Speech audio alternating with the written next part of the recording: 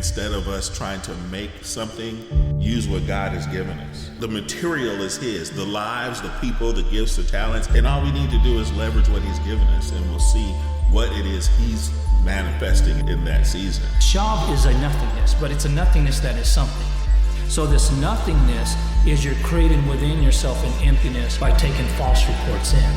And it's actually kind of talking about that you've silenced God.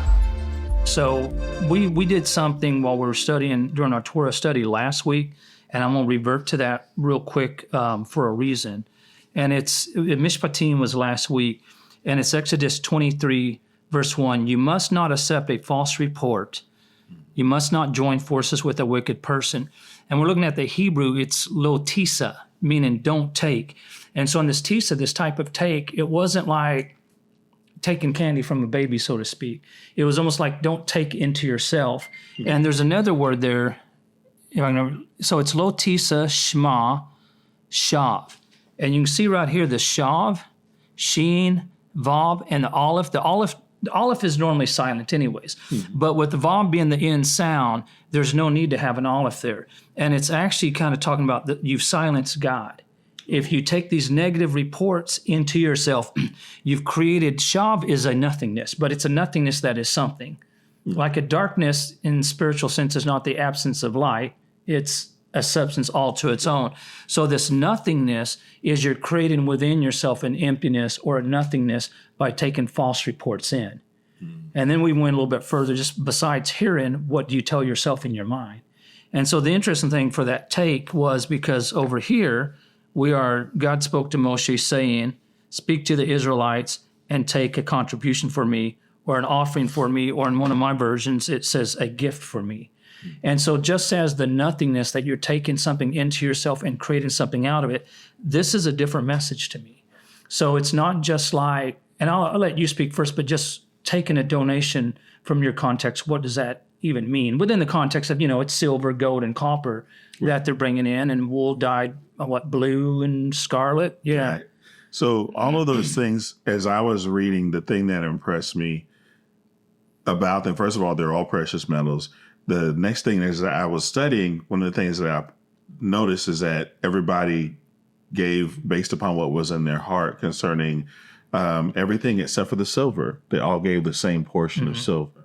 So that was interesting. I was like, why that one Becca? Of silver. Yeah, why versus, just give what is in your heart of gold. And like everything else, you can give what you want. But when you get to the silver, give me just one Becca. But you know why? I mean, you know the answer to that, right?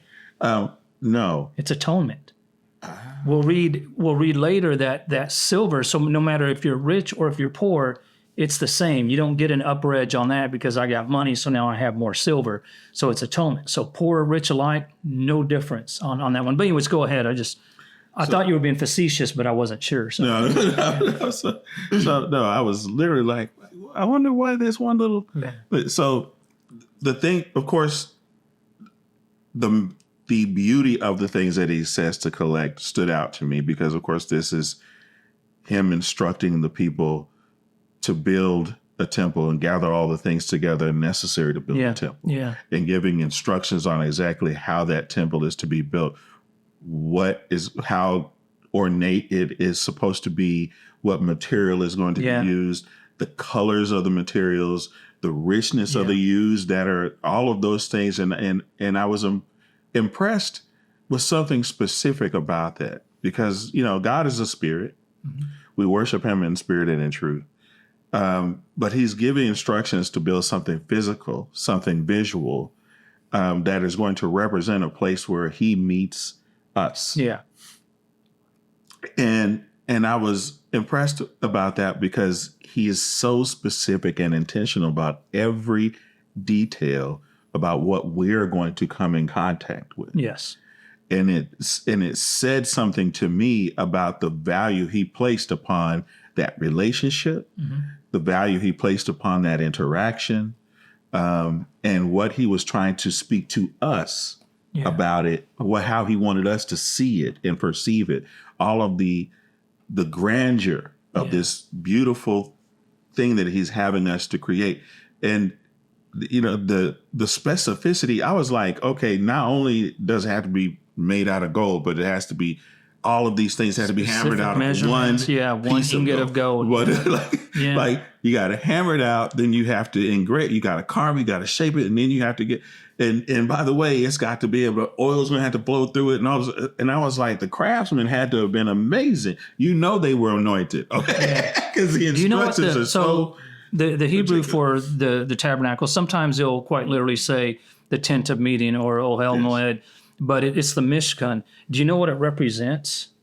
It's the heart of mankind. Like some rabbis will say this is, like they can take you from Genesis to that point, all through the elements of the tabernacle. But then others will talk about, or the same ones will talk about, but we're talking about the innermost, because even when you talk about the ark, and as Lane pointed out earlier today, it's a box within a box. Right. And the inner box is gold, and the outer box is gold, but in between that gold is a bunch of wood. Right, in the case which of wood. Does perish and decay, right. But it's being protected by being laid out in gold. And it's really talking about your heart of hearts. And so that's why it's interesting. One is, he says, build me the tabernacle, but he doesn't say build me the tabernacle so that I may dwell in the tabernacle.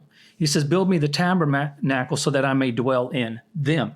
Right. So the house of meeting of appointed times, actually, the house, it's a tent of appointed times, meaning it's Ohel Moed, meaning it's like a business meeting. We were scheduled to meet today at 7:00. That's a meeting. That's a Moedim. It's an appointed time. So even when the engine is turned on of this supernatural motor that's being built, there were specific times that Moshe would meet him. But the tabernacle, you're building to take it from there into the Brit Hadashah or New Testament place. You're building your own heart. And so it's interesting because it starts with, take to me an offering. Yes. Or a gift. And so the interesting is when you say, take into me, take to me, take into me, I'm building something within you, build something within me, and it's a gift. And to me, what's interesting about that is the New Testament gives an account in the form of commands, by the way, that the Lord is going to give many gifts to his people, and that they're going to use those gifts to build his kehilat, his church, his congregation. And so even by bringing these gifts in, it says we're building something. And yeah, you're right. There's things that the purity that it's talking about, but it goes all the way from gold, silver, which is kind of kesef, is the Hebrew word for silver. And it actually is also the same word in modern Hebrew for money, is kesef. So you have what everyone has a little bit of, or not much of, but then you go all the way down to copper. I think probably your Bible listed as bronze. Yes. Mine listed as copper. Bronze is still made has copper in it, but it's still a copper product. And copper represents something that even the poor would have. And so it's the whole community. So I'm building a house. Yeah, I'm building a house. And the house is so that you can practice your worship of me. The house is so that you can make sacrifices. The house is so that you will have atonement, so that you will have forgiveness, so that you will have spiritual encounters if you want to get to the Holy of Holies, But yet it's a house where you come together in this liturgical response to God, but that's not where he's necessarily dwelling. Now, he does tell Moshe, he says, I will speak to you from above the mercy seat. Right. But my voice will come to you. I don't have that scripture, I may find it, but my voice will come to you. I think it says from underneath the cherubim. I remember, I think it was verse 18 and 19 when he's talking about the cherubim, and he's talking about their wings shall be up and overshadowing. Yeah. And their faces will be looking down. Can you pull it up on yours? Mine's got the rabbinic commentary in the middle, but you must make 2 golden cherubim. You must make them by hammering out the 2 ends of the cover, which means the angels on top, and the cover of the ark is from one piece of gold. Again, it's amazing. Yeah. The more you think about the details and how masterful the hands that had to craft it, the vision of it, that they're being given by God, to come up with this very specific vision of what to create, what it communicates visually when it's seen, and then just the craftsmanship to be able to make it to manifest that vision is so in our tradition, phenomenal. Because you think about it, Moshe's down off the mountain giving this to Israel now. But yet he got it while he was up on the mountain for the 40 days when he was up there. So then our lore, if you will, records basically these things were so complicated into such a detail that while on the mountain, God had to show him what they looked like. So then our tradition holds he saw all this before he come down and gave the instruction. But even the artisans that would build it, these were people who were, I don't know if it's appropriate to say born for this reason, because you really shouldn't look at people as far as what they do, that who they are is what they do. But in this case, it's such a strong factor, the ones who are skilled in working with the textiles and the material and the dyeing, and then the ones that were skilled in the gold and these artisans. But they were, like our story on that, they were quite supernatural in and of themselves, because most of it we'll find out later, and I'm not going to get into that yet because that's later, but it falls under two people that are leading these processes. Like they are the job foremans saying this is how we need to do it, but they within and of themselves had full ability to do the entire thing. So it's not just that the house was being built so that God could dwell on his people, and it goes back to the gifts. The people were equipped. There were people appointed and anointed with these gifts and abilities to be able to do this. And so for me, I look at that because in modern times, I start a ministry, I have a vision, I look at who can make that vision happen. There is nothing more unbiblical than that, by the way. There is nothing more unbiblical than that. Because then you don't become you become an extension of me. Right. You're my servant, if you will, because I've got a vision to do this thing. I'm following after God. I've hired you or brought you in, and then you're doing this thing following after God. And so you've diminished that person because we are told we were given the Ruach, the Ruach HaKodesh, the infilling of the Holy Spirit, that we were all equipped very much like, if you go back to the Old Testament days, I will make you a nation of priests. Right. It was a noble calling. With the Holy Spirit, that comes back. But what blows my mind is how willingly we give that away. And it's not easy. Because one is we all got to work for a living, so there's that. Right. But also, I think to be able to discern that someone is anointed of God and want to be a part of what they're doing, I think that's incredibly noble. But we just have to be careful that we don't give up of ourselves and give that away in the process. And what's interesting, I can remember when the Lord called me into media, into television, and with working behind the scenes can be quite interesting. But I also remember the day he told me, that gift belongs to me. I gave you that gift because I didn't go to school. I didn't go to school for it. Me and Elaine was sitting in church one day, and I felt like the Lord told me to volunteer in the TV department. And I argued with the Lord, I think, for about a month on it, because at the time I had a sensitivity to light. I would literally, in the church where we're at, they had TV lights, and I would cry every service. I think the pastor thought I was repenting every Sunday. And so I wasn't really wanting to do this, but it kept pressing. Plus, I was a grown-up. Right. And the TV department that I was going to volunteer in was mostly teenagers. So I'm in my mid-20s, I think. And so the guy who's teaching me is like 14 or 15, training me how to run camera. But the thing is that the Lord wanted that gift in the body.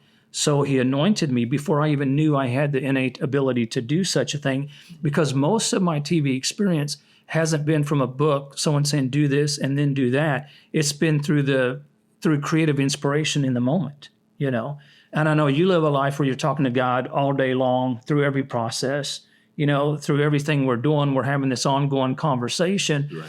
And I think there's a blur between whether we're answering ourselves back, because I will talk to myself out loud and I will answer myself out loud if I have the answer.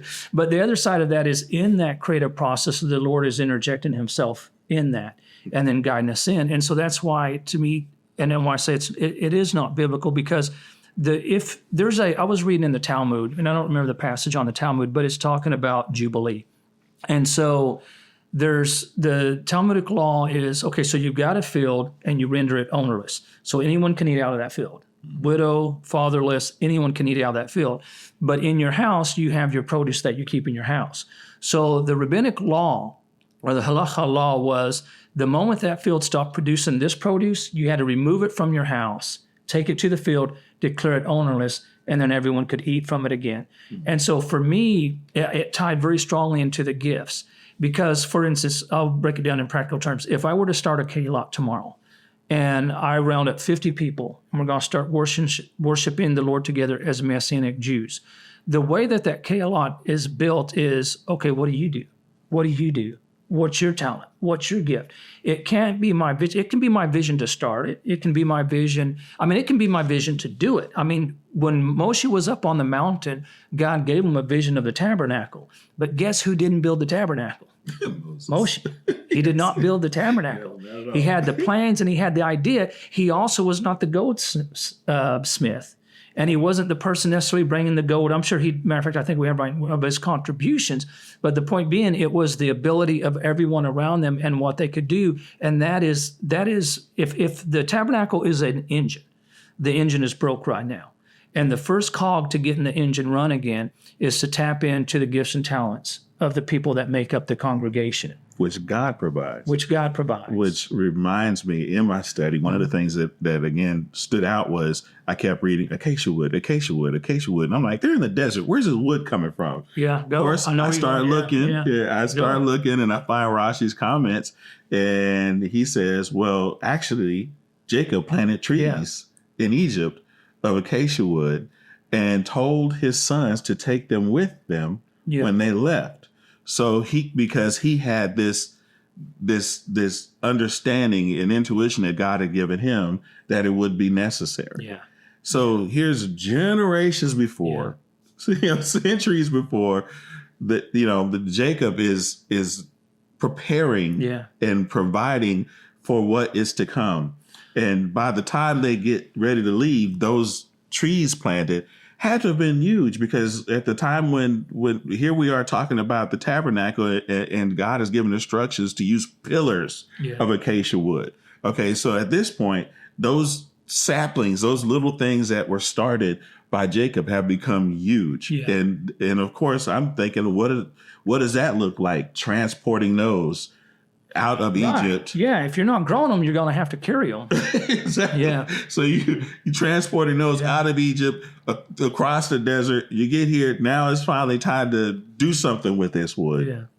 And now they get the instructions. Okay, well, this is what I want you to do. You're going to make poles. You're going to make pillars. You're going to build the ark. You're going to all of these things. You're going to build a table. And there's so much that came out of this thing that God provided the insight for centuries earlier, generations earlier, that trickled through the generations, and their obedience to what they were told to do provided for in that moment. Yeah. Yeah. And it's that same kind of model that you're describing, where instead of us trying to make something and enforce something, let's just use what God has given us. Yeah. He's already provided. It's his vision, his mission. The material is his. The lives, the people, the gifts, the talents, all of it's his. Yeah. And all we need to do is leverage what he's given us, and we'll see what it is he's manifesting in that season.